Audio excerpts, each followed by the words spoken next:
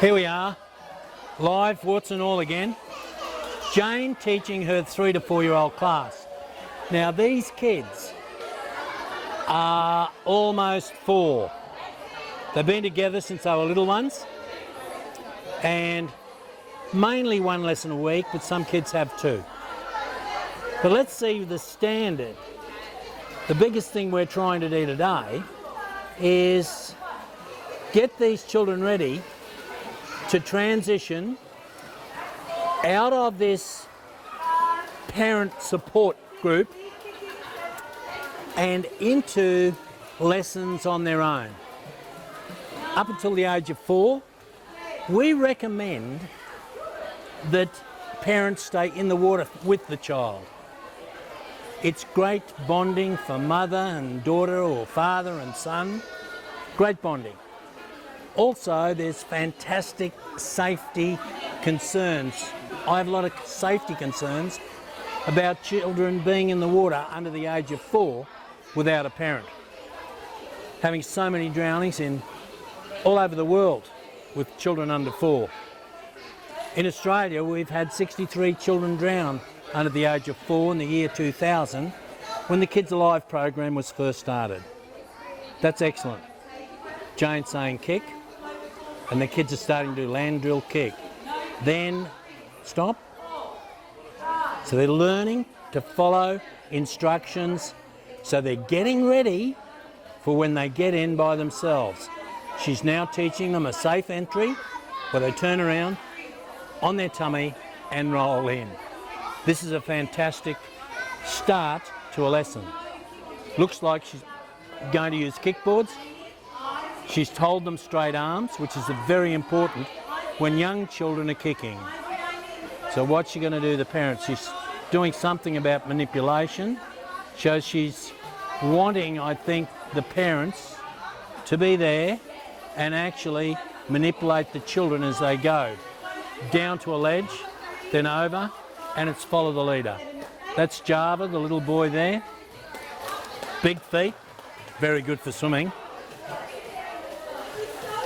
And Jane standing in a position to manipulate the children as they come by.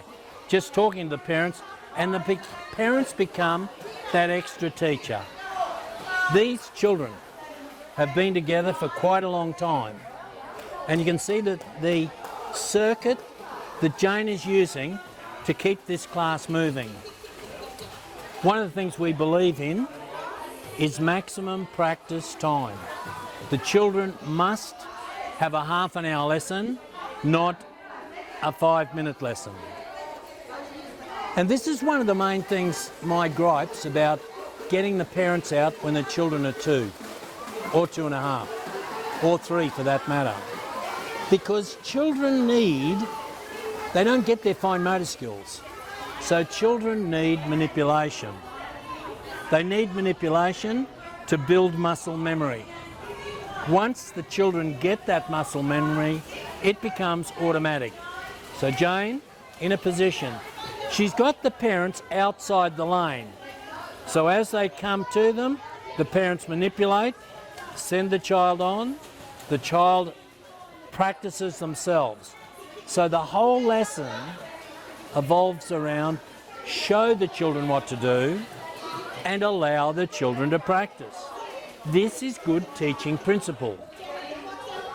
I love the way that Jane has got the class moving, got the parents positioned in 4 different places. If you look for a parent, there's a father now, there's a mother on this side, a mother on the other side, and another mother on this side. So she's got the 4 parents positioned where they can keep the children moving. This is very good. Jane herself is controlling the lesson in the centre, using her hands to stop the kids there and waiting till all the children kick and get down onto the ledge. What have we seen so far? Let's recap quickly. Land drill where they practice their kick. With a board, encouraged to hold their arms straight. Now what's Jane going to get them to do here?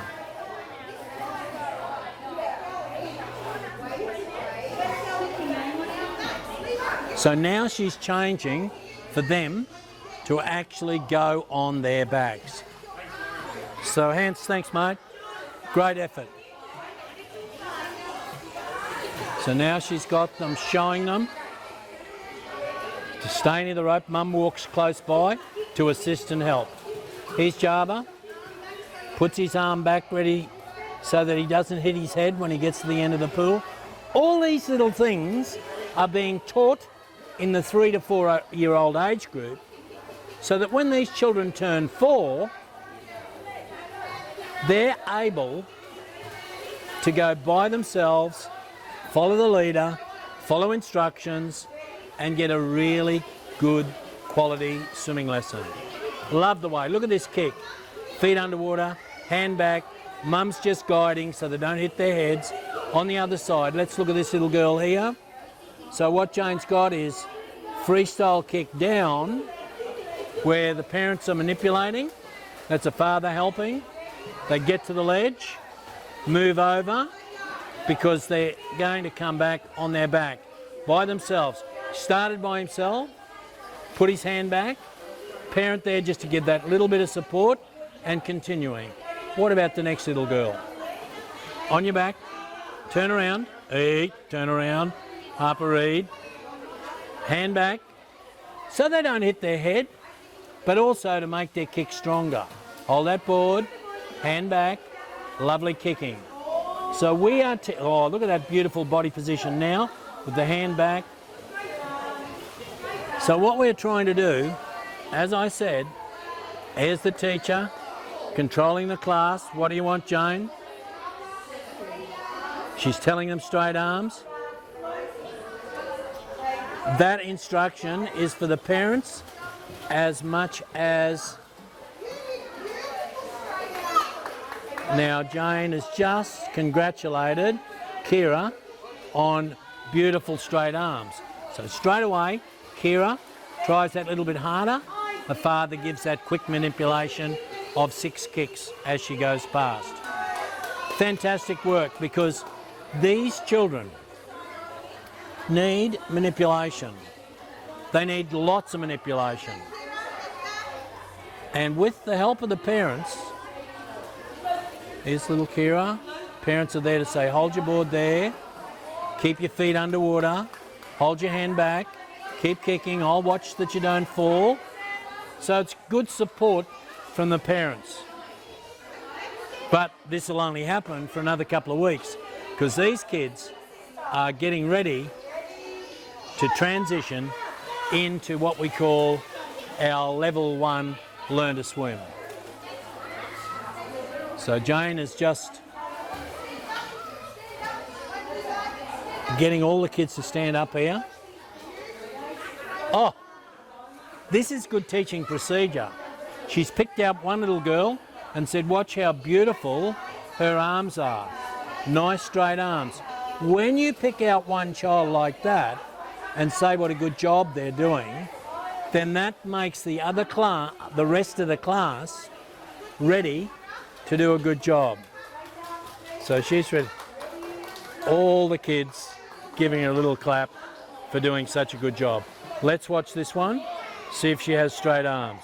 This is Harper Reed, my granddaughter. Oh, beautiful. I think she's the best. I cannot understand why Jane didn't have her demonstrate and get clapping. My granddaughter certainly, I believe, was the best. Let's have no favouritism, Jane. Harper going back on her own. Arm back. Look at that, Jane. Surely you can see that that's good. The teacher there just supporting, guiding, but really using the parents. One at this end, one at that end, one on this side,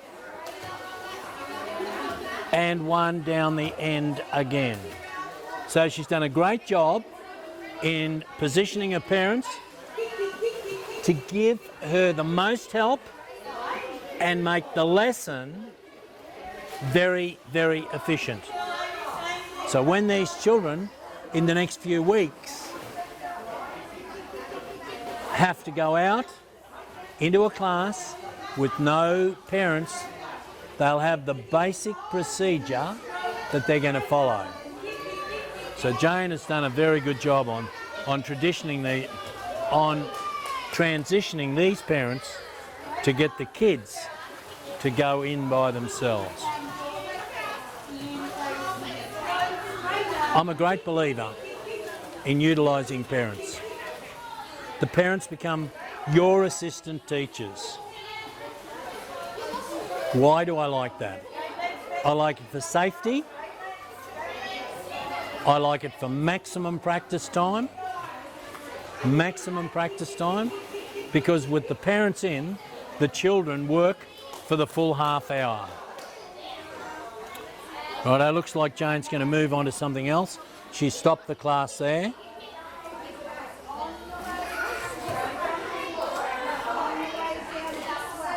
All right, so she's got the kids kicking and paddling, using those arms and legs. Kick and paddle, kick and paddle, kick and paddle. She's picked out one little boy who traditionally is a little bit of a jumper, little bit of a jump around. If you notice him, he's up and down where the others are more listening.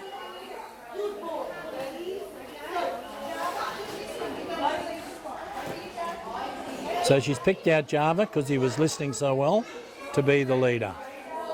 But do you see how kids can be easily distracted? Look at those two little kids now, bouncing up and down. And that's why we keep the parents in, to keep the children. So this is the sort of standard we would want our little 4-year-olds to get to before they move into the Learn to Swim class. So Java has swum, Harper has just swum. What are they going to do now? She wants him to kick on his back. So they're going down, paddling and kicking, and coming back on their back without a board. So the first one was done with the board, the next one was done without the board. So the second little girl here should be kicking on her back. It's quite difficult for a 4-year-old to put their hand back, one hand back and one hand on their leg.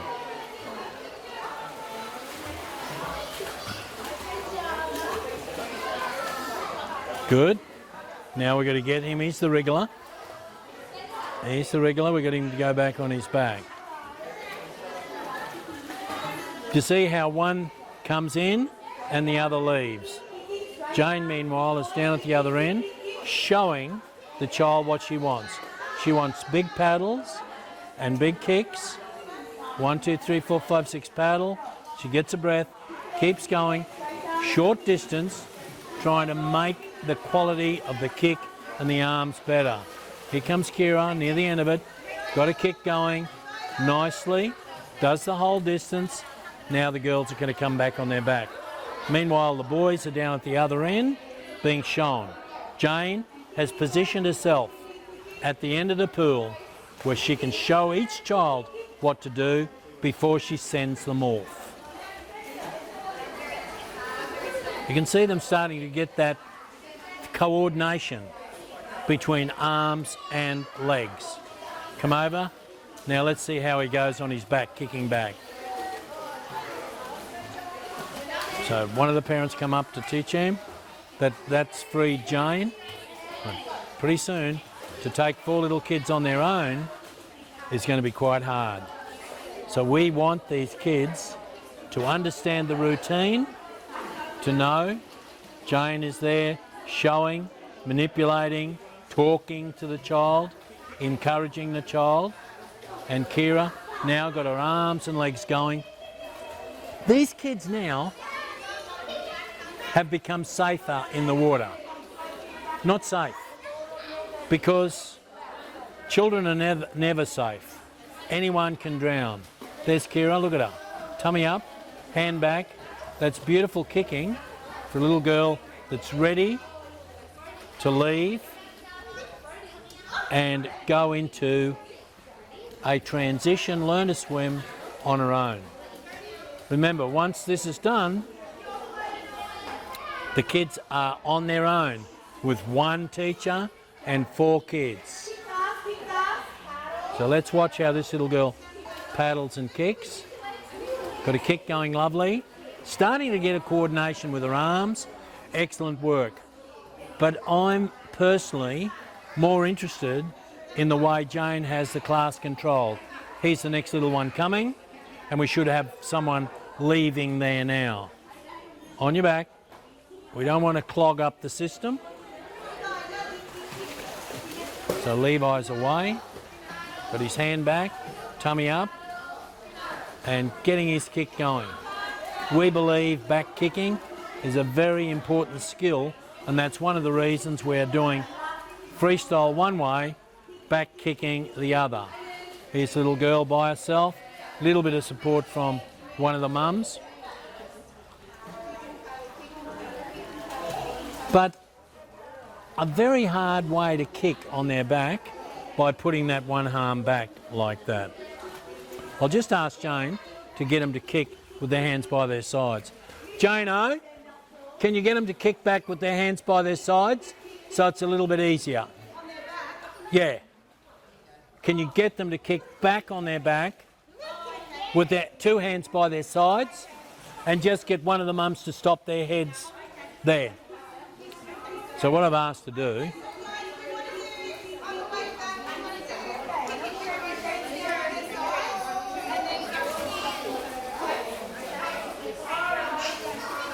So I've changed it. Instead of having the hand back, I've got them to kick with their hands by their sides, which straight away you can see is so much easier for the kids.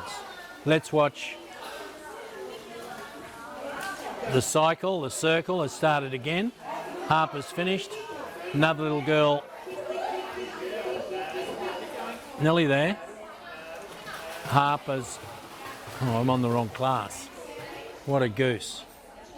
Righto, now to go back, hands on the side, by the side, head back, hands by the side, get the child ready, and away they go. Just kicking on their back, no board, parents there just pushing the tummy up.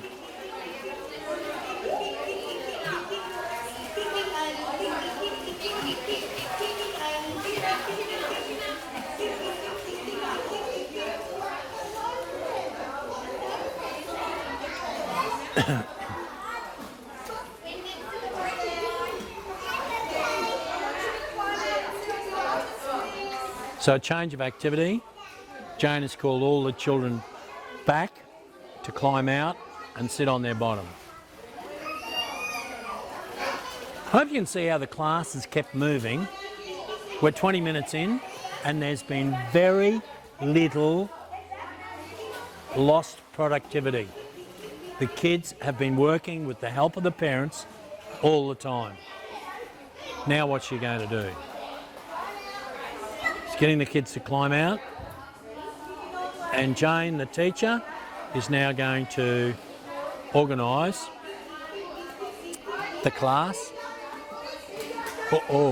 Stand up.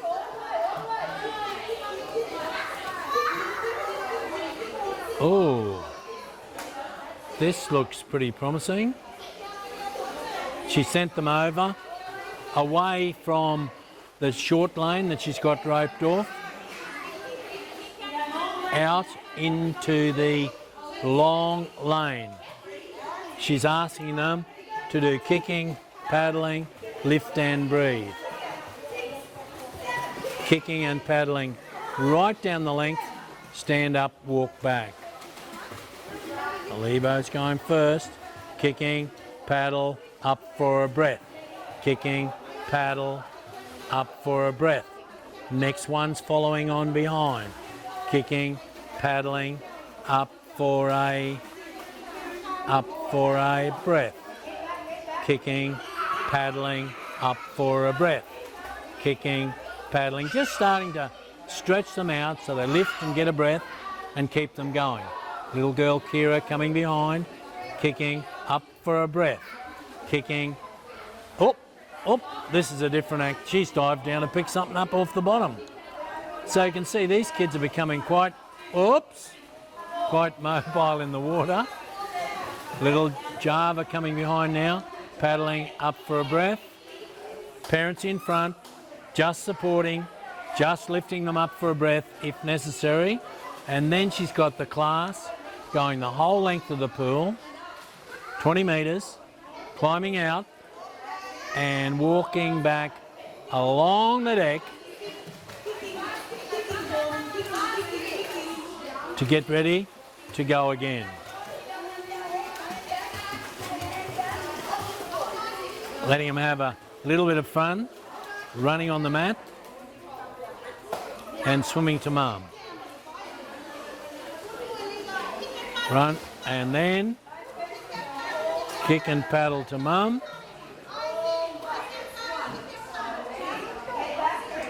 Next girl coming up. Run on the mat. Run on the mat and swim to mummy. That's more like it. Run and swim, breathe. Swim and breathe. Down to here and get out. A circuit happening again. Down here. Kick and paddle. Lift and breathe. Kick and paddle. Lift and breathe. So got the length of the pool. Getting more stamina. Building stamina. Here's mum. Oh, what are you doing standing up, Java? Paddle. Kick. Problem the pool is just 1.2 metres and the kids can stand on tiptoe. So that's one of the reasons we regularly do what we call a deep water clinic. We take the kids to water that's over their head so they have to learn to become independent in that deeper water. So here we go. They've gone down the length, marching back, everyone following each other. Next lot coming, coming back, getting ready because they're down to the fun part. The run on the mat and swim to mummy. Run on the mat and paddle, paddle, paddle. Very good. So they get the fun part, then they get the stamina part. Lift to breathe, paddle, lift and breathe.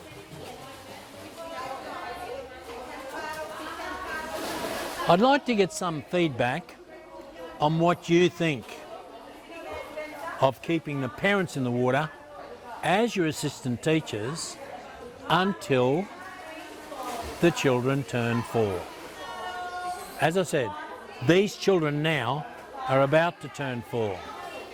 And you can see the parents, you know, there with their child, encouraging them to use their arms, to kick their legs, to become mobile in the water. Look at this mother just flipping and manipulating the legs as she's been told to through many lessons, because manipulation builds muscle memory. And that's what we're trying to do. Out they go, and they're walking back. 1, 2, 3, 4, 5, 6, chain. 1, 2, 3, 4, 5, 6, chain. The mat's been taken out, so I wonder what Jane's got for him now. Wonder what Jane's got for him now. The mat's been taken out. She's sitting them all there. 2, 3, 4, 5, 6, chain. Kick, kick, kick, kick, kick, kick, kick, kick. Ah.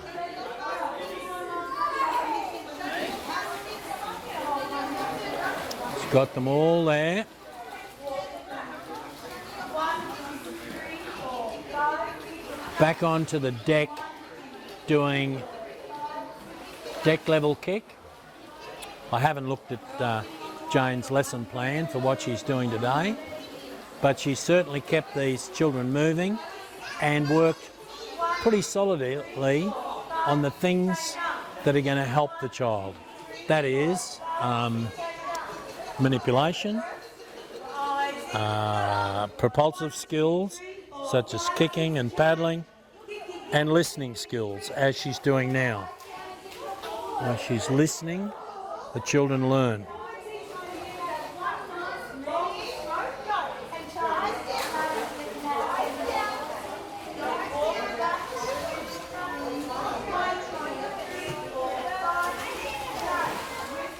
She's now got at the end wanting the children to dive down and pick up rings at the bottom. So she's put the children's goggles on the bottom of the pool. This is a good activity because they love swimming with their goggles, but now they've got to go down to the bottom and pick up their goggles. Good activity.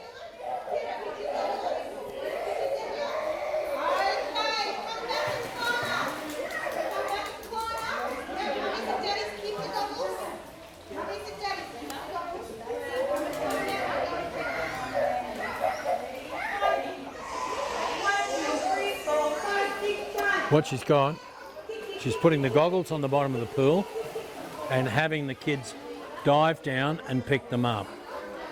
This teaches the children that if they fall in without goggles, they're getting water in their goggles, then it's no issue that they can still swim. So we like to do part of the work, part of the swimming lesson, without goggles.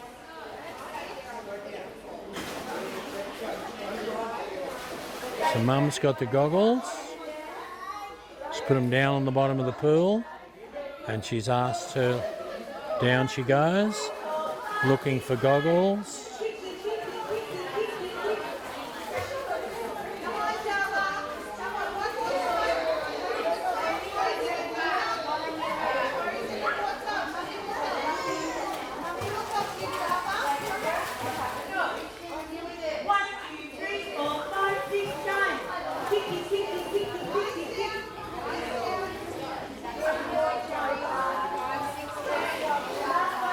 See, a lot of the kids become dependent on goggles, and I don't think this is a good thing. Like, there he is. He's not wanting to do this without his goggles on. But Jane's got him, and now she's congratulating him on diving in without his goggles, looking.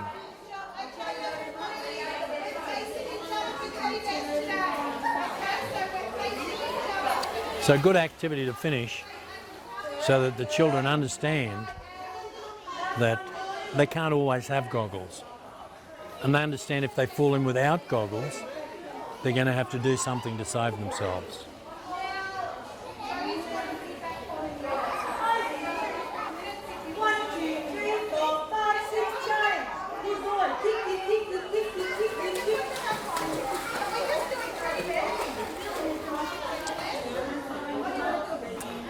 The only thing I'm a little bit frightened of here, that because Sandy's so loud, that I'm going to be picking up her audio instead of me saying what the kids are doing. But I can do a whole, I don't think so. You're so close to the microphone. Well, the microphone's here. So all classes finish with some sort of singing activity. The kids know that the class is over. They get a positive reinforcement from the teacher. A great class.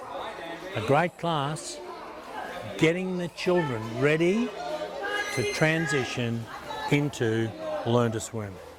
Well done, Jane. Well done. I look forward to filming these kids when the parents are not with them. Although today you can see that because the parents were outside the designated swimming area for the kids, they were really still just guiding the children, showing them exactly what we want. What do you think about it? If you're a swimming teacher or you own a swim school, do you think it's good to keep the parents in until the children turn 4? What's best for the children? Do not be influenced by a parent wanting to get out of the water. The most important thing is the child's welfare and that they get the very best swimming lesson available. I think the parent's in, it's safer, you're able to manipulate them more and show them more, and most certainly you can give them a full half-hour swimming lesson. Thanks, Joan.